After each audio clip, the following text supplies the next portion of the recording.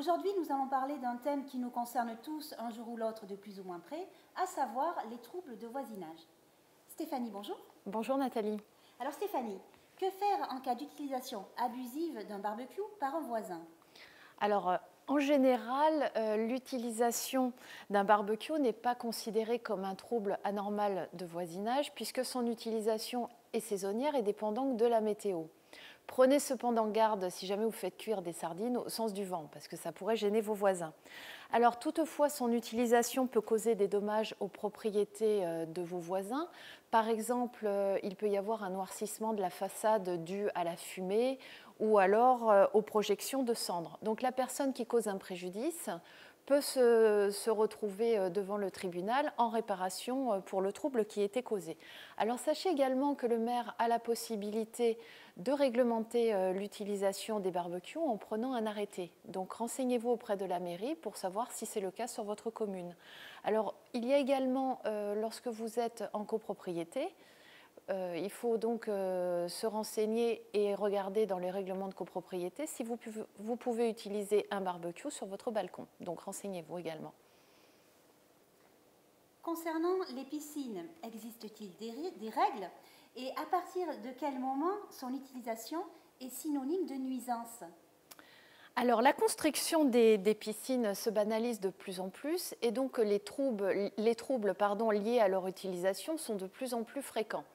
Vous devez normalement construire votre piscine à 3 mètres de la propriété de vos voisins.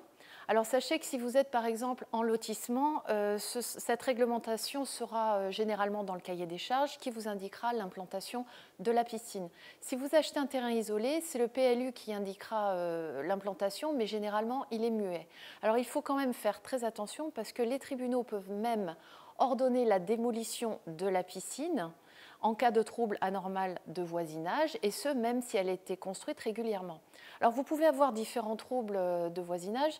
Alors, par exemple, lorsque vous construisez votre piscine, vous surélevez le terrain et du coup, la piscine entraîne un ruissellement des eaux sur la propriété voisine.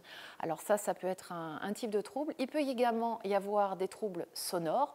Donc, si constamment vous entendez les voix de vos voisins et les plongeons intempestifs, ça pourra être considéré comme un trouble de voisinage, mais alors seulement si le bruit est supérieur à 60 décibels. Donc, faites bien attention à ça.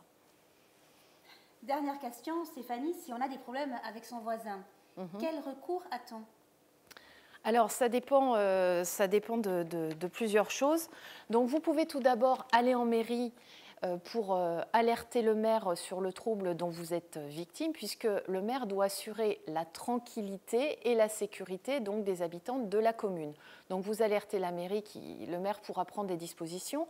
Il y a même des arrêtés qui peuvent être pris en mairie concernant la réglementation pour les tontes des pelouses, pour l'utilisation des barbecues. Donc ça peut être une indication pour vous.